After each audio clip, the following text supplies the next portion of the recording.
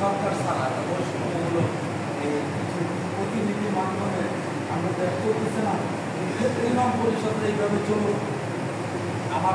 আমার এই প্রস্তাবনাটা আমি সবাইকে বলি, এখানে গোপন কিছু নাই, সবাই মিলে যদি এখন কাজে দেখি আমরা এখানে যারা আছেন 10 জন নির্বাচিত করি, এই 10 জনের যে আমাদের একটা সংবিধান তৈরি করতে হবে এবং আনুষ্ঠানিক যত কাজ আছে কাজগুলি গোছায় রেডি কিনা প্রয়োগ করা দিবে। এবং এই কমিটিটা, এই সুরা কমিটির জিম্মাদার থাকবে আমাদের জামিয়া ইসলামে ইসলামপুর মাদ্রাসার সম্মানিত সাইফুল হাদিস এবং মুফতি আলহাজ হযরত মাওলানা আব্দুল মান্নান ফাজল।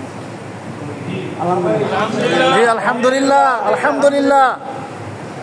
বিষয় হচ্ছে যে এই 10 জন নেওয়ার জন্য এই ভূমিকা আমার মনে হয় এখানে বসে এই 10 জন আমরা নির্বাচিত করে দিলে জি, যারা পুরানো কাজ করছে তারাও থাকুক, ওদের মধ্যে যদি একজন আমার নতুন করে যাওয়া, আমার একজন একটু আগে একজন বলতেছিল যে অন্য হলে বলা হয় না, অন্য হলে বলা হয় না, সারাদিন গবেষণা করুন যাবে, সমালোচনা করা যাবে, মনে রাখবেন তারা কাজ করে বিষয়। আমরা বিগত দিনে সত্যিকার কথা যেটা প্রায় 15 বছর পর্যন্ত আমরা সকলেই নির্যাতিত ছিলাম। যেদিন এই হাসিনা সরকার গেছে তখন মনে হয়েছিল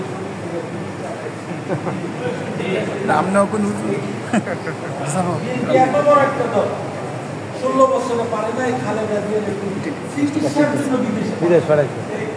এটা মানুষের কোনো অবদান না, এটা কুদরতি ফয়সালা, এই ফয়সালা লক্ষ আলেমের চোখের পানির বিনিময়ে।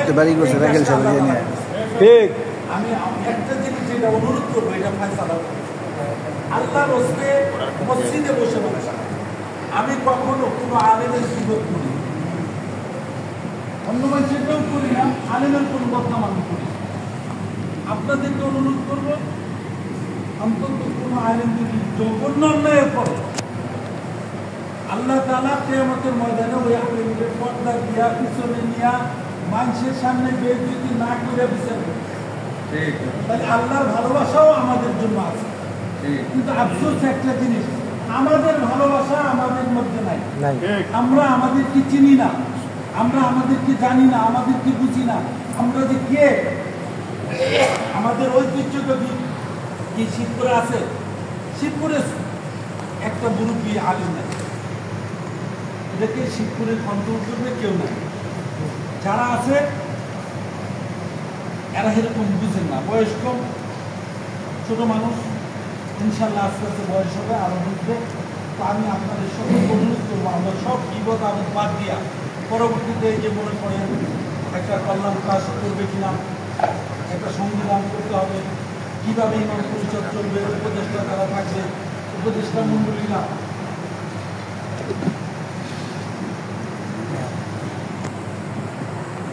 এই কমিটির মেয়াদ কত, এই যে আমরা যে আজকে যে আমরা এই যে উপদেষ্টা কমিটি বলি বা আমরা যে সুরা কমিটি বলি, এটারও একটা মেয়াদ নির্ধারণ করে নেওয়া, ইয়ার পরবর্তীতে আবার বসে এই 10 জন দেওয়া হইব, এই 10 জনের মধ্যে দক্ষ দেখা আমরা পরবর্তীতে এটা এই কমিটিটা আবার নতুন করে আমরা সাজাইতে পারি।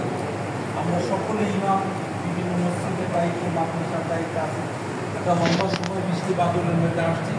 আমি সকলকে আন্তরিকভাবে মুবারকবাদ জানাই এবং দোয়া করি আল্লাহ তাআলা যেন ওলামায়ে কেরামের দিলকে ওয়াসি করে দেয়, বলেন আমিন। ওলামায়ে কেরাম আজকে যদি এক থাকে, এই যে মাওলানা আরিফ বলছে হিন্দু 6টা হিন্দু নাই শিবপুর, তারা আইন শৃঙ্খলা কমিটির মধ্যে থাকতে পারে। আর আমাদের এত হাজার হাজার আলেম থাকার পরেও আমাদেরকে তারা গুনেই না। এই রমজানে কাম করে রাখছে, রাইকা কি করলো, তাপুসি করলো মাদ্রাসার মধ্যে ওই সন্ত্রাসী আমরা জানি না যে কেড়ে রাখছে। কারণ আব্দুল কাইম সাহেব করছে, ইউনুস সাহেব বলছে আসার জন্য, তা আমরা তো মনে করছি ইউনুস সাহেব রমজানে যখন রাখছে মাদ্রাসা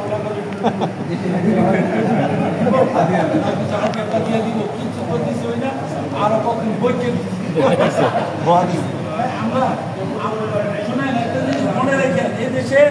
দুর্নীতির তালিকা করছে, এর মধ্যে 1 নম্বর হলো হযরত মাওলানা নুরুল ইসলাম অলিপুরি সাহেব, 105 নম্বর হলো মুস্তাফুর নবী সাহেব। আমি 69, হ্যাঁ আমি 69 নম্বরে, আইয়া বড় 69 আমার নাম 69 নম্বরে আছে। আমি বলি অনেকে জানি না এটা। সুরে যদি তালিকা করে তো ভালো মানুষের নামই কি, এই জন্য মুস্তাফুর নবী সাহেব একটা কথা বলে, আমরা এত খারাপ কেন? কেন খারাপ? খারাপ সমাজে আমরা ভালো কেন? এই জন্য আমরা খারাপ, আমরা করে দিব।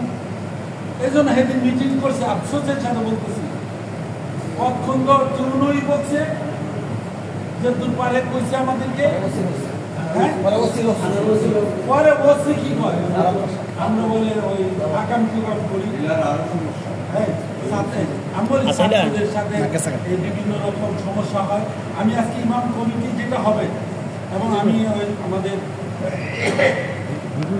আমাদের শিবপুরের গর্ব হযরত মাওলানা আব্দুল মান্নান সাহেব আমার মনব, শিবপুরের যতগুলি মাদ্রাসা আছে বিশেষ করে যথায় কথায় যাতে মহিলা মাদ্রাসা না হয়, এবং যেখানে হবে ওরকম যোগ্য বিচক্ষণ আলেমের মাধ্যমে যেন হয়, পর্দা প্রসিদা ঠিক রেখে হয়।